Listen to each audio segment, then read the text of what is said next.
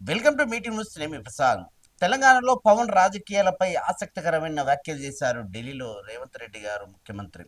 అసలు తెలంగాణలో పవన్ రాజకీయాలు చెయ్యొచ్చు. ఎందుకంటే తెలంగాణలో ఎవరు కూడా రాజకీయాలు చెయ్యొద్దని ఎవరు సీఎం గారు ఏదైతే నిన్న రేవంత్ రెడ్డి గారు ఢిల్లీలో మీడియా మిత్రులతో ఆయన ఒక చిట్చాట్ సమావేశంలో చెప్పే ప్రయత్నం చేశారు. నిజానికి తెలంగాణలో చేసినటువంటి రాజకీయాలు చేయొచ్చు, కానీ ఇక్కడ రాజకీయంగా కొనసాగుతున్న పార్టీని ప్రశ్నించొద్దు.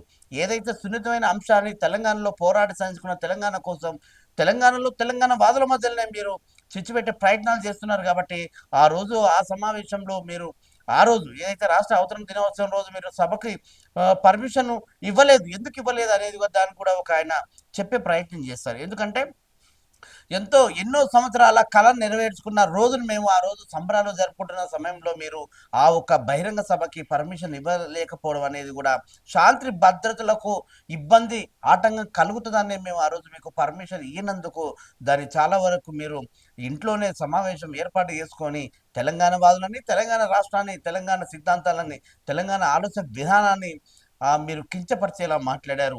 మీరు ప్రశ్నించారు. పొన్నం ప్రభాకర్ గారు దానికి స్పందించారు. ఘాటుగా కూడా మీకు ఘాటైన వ్యాఖ్యలు చేశారు అన్నట్టుగా రేవంత్ రెడ్డి గారు నిన్న ఒక ఢిల్లీలో మీడియా జర్నలిస్ట్ మిత్రులతో చిట్చాట్లో చెప్పాడు. నిజానికి జరుగుతున్న అంశం ఏంటి, మీరు చేస్తున్న ఆలోచన విధానం ఏంటి, ఇక్కడ ఎలాంటి రాజకీయం చేయాలనుకున్నారు? జనసేన పార్టీ కాదు, రాష్ట్రంలో ఎక్కడైనా ఎవరైనా ఏ రాజకీయం అనేది చెయ్యొచ్చు. దానికి ఒక పరిధి ఉంటుంది. ఆ పరిధి దాన్ని మించకుండా చేయాలి. ఎందుకంటే ఎన్నో ఏళ్ల కళ, ఎంతో మంది పోరాటాలు, ఎన్నో త్యాగాలు, ఎంతో మంది బలిదానాలు, అలాంటి సున్నితమైన అంశాన్ని మీరు తెర మీదకి తీసుకొచ్చి మళ్ళీ దాన్ని రాదంతం చేసి రాజకీయంలోని మీరు లబ్ధి పొందాలనుకున్న ఆలోచన విధానాన్ని మేము తప్పుపట్టినాం. మేము కాకపోతే చాలా మంది తప్పుపడతారు. రాష్ట్రంలో ప్రతి ఒక్కరు కూడా ఈ అంశాన్ని మీద స్పందించారు. ఆ విషయాలు గమనించాలి. సో మీరు అవి పట్టకుండా కేవలం జనసేన సిద్ధాంతాల కోసం, జనసేన ఆలోచన విధానాల కోసం, జనసేన తీసుకున్న కార్యకర్తలు తీసుకున్న నినాదం కోసం మీరు దాన్ని రాదంతం చేసి రాజకీయంగా మీరు పబ్బం గడుపుకోవాలనుకున్నారు. అది తప్పు. చాలా మంది ఆ రోజు మీరు తీసుకున్న నిర్ణయాన్ని తప్పు పట్టారు. చాలా మంది మేధావులు, కవులు, కళాకారులు, విశ్లేషకులు కూడా ఆ రోజు చాలా తీవ్రంగా మీ మీద విమర్శించారు. ఎందుకంటే మీరు మీ నుంచి విడిపోయి మేము రాష్ట్రంతో కొనసాగుతున్నాం, ముందుకు వెళ్తున్నాం, పాలన చేసుకుంటున్నాం. అలాంటి అంశాన్ని పక్కన పెట్టేసి ఓకే, జనసేన పార్టీ తెలుగు రాష్ట్రాలలో ఆంధ్రాలో ఉంది, తెలంగాణలో ఉంది. అక్కడ కార్యకర్తలు ఉన్నారు, ఇక్కడ కార్యకర్తలు ఉన్నారు, అక్కడ ఫ్యాన్స్ ఉన్నారు, ఇక్కడ ఫ్యాన్స్ ఉన్నారు. సో చేసుకోండి రాజకీయం. మీ పార్టీ సిద్ధాంతం ఏంటి, మీ పార్టీ ఆలోచన విధానం ఏంటి, మీ పార్టీ భవిష్యత్తు ఏంటి, మీ పార్టీ ఎజెండా ఏంటి, మీ పార్టీ సిద్ధాంతాలు ఏంటి, ఈ ఆలోచన విధానాన్ని ప్రజల్లోకి తీసుకెళ్ళాలి. కాకపోతే మీరు ఆంధ్ర పార్టీ అధ్యక్షుడిగా జనసేన ఈ రోజు ఇక్కడున్న తెలంగాణ రాష్ట్రంలో కొనసాగుతున్న పార్టీలను విమర్శిస్తూ ఇక్కడ సిద్ధాంతాలని, మనోభావాలను దెబ్బతీసేలా మాట్లాడితే మేము ఊరుకోం. నేను ఊరుకున్నా, ఈ తెలంగాణ రాష్ట్రంలో ఉన్న ఏ ఒక్కరు కూడా ఊరుకోరు. ఎందుకంటే ఎంతో పోరాడి సాధించుకున్న తెలంగాణ కోసం ప్రతి ఒక్కరు కూడా రోడ్డు మీదకి వచ్చి ఉద్యమాలు చేశారు, రోడ్డు మీదకి వచ్చి నిరసన కార్యక్రమాలు చేశారు, రోడ్డు మీదకి వచ్చి వాళ్ళ వైఖరి ఏందో చెప్పారు.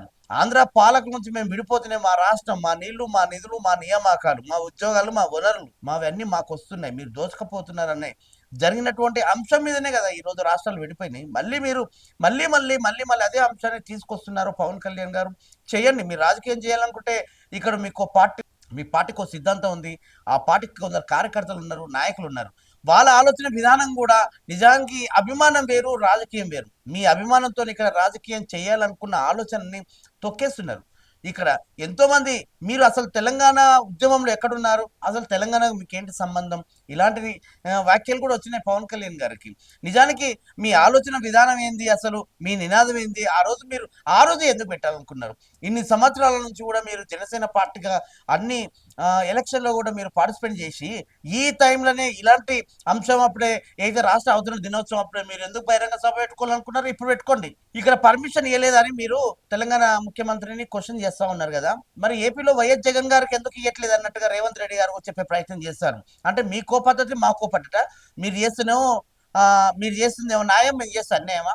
సరే, తెలంగాణలో మీ సభకి నేను పర్మిషన్ ఇవ్వలేదు, శాంతి భద్రతలకు అఘాటం కలుగుతుంది అనేది ఆ రోజు నేను ఇవ్వలేదు.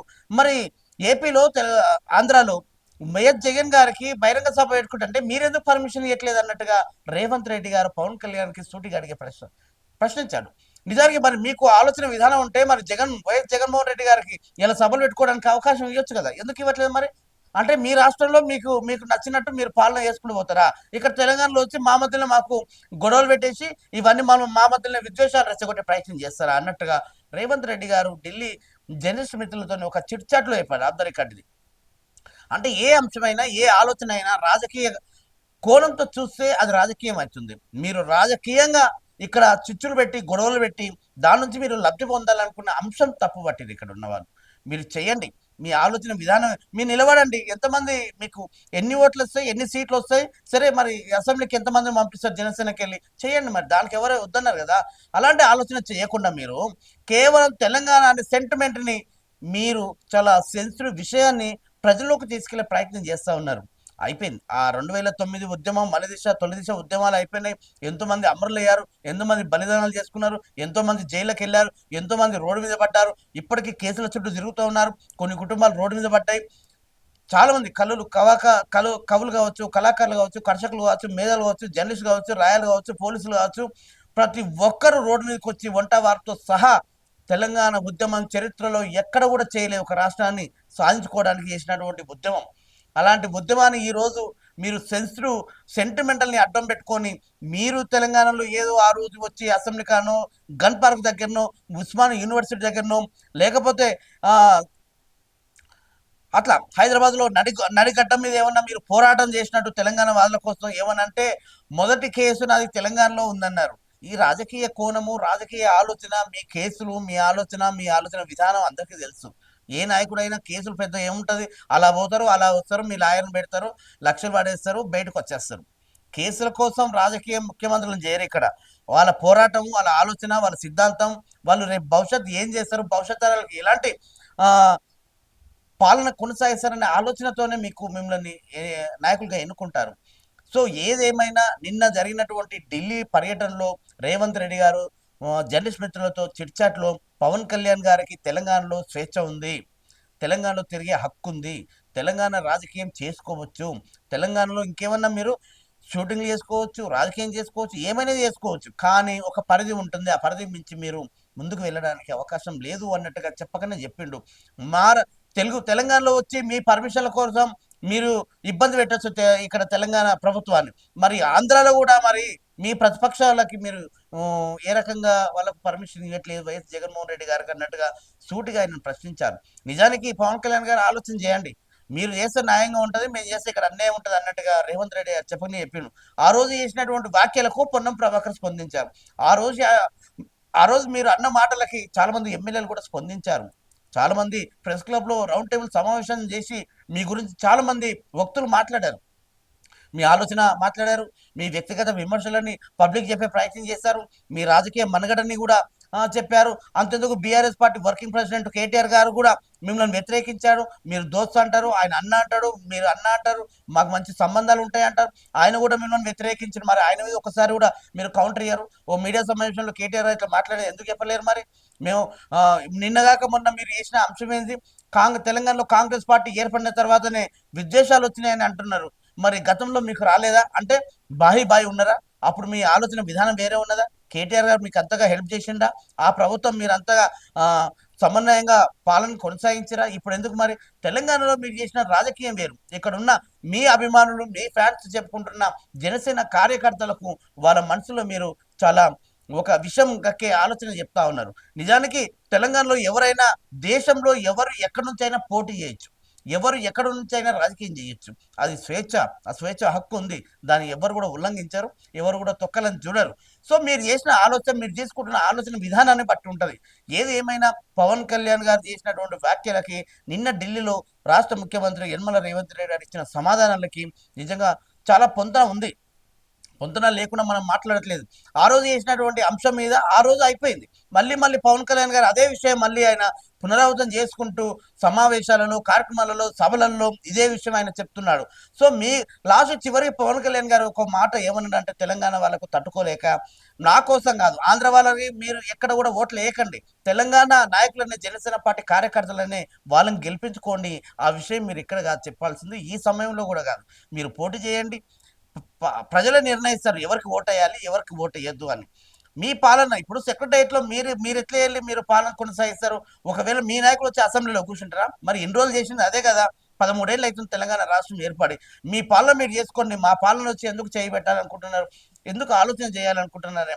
అంశాన్ని చాలా వరకు కూడా ఇక్కడ మేధావులు క్వశ్చన్ చేస్తా ఉన్నారు.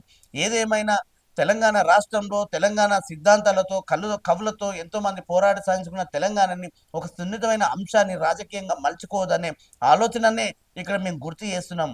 అలాంటి సున్నితమైన అంశాన్ని ఒక సెంటిమెంటల్గా మీరు రాజకీయం చేయొద్దు. మీరు మీ పార్టీ వైఖరి, మీ పార్టీ ఎజెండా, మీ పార్టీ సిద్ధాంతాలు, మీ పార్టీ ఆలోచన విధానం, భవిష్యత్తులో ఏం చేస్తారు, ఎలా ముందుకెళ్తారు, ఆ వివరాలు చెప్పండి. ఈరోజు విజయ్ సీఎం అయింది అక్కడ. ఆయన ఆలోచన విధానం చూడాలి, ఆయన తీసుకున్న నిర్ణయాలు చూడాలి, ఆయన ఆ సింప్లిసిటీ, ఆయన క్యారేజ్ తెచ్చుకొని ఆయన టేబుల్ మీద భోజనం చేస్తున్నారు. మీరు అంత సింప్లిసిటీగా మెయింటైన్ చేయగలుగుతారా? చేయలేరు.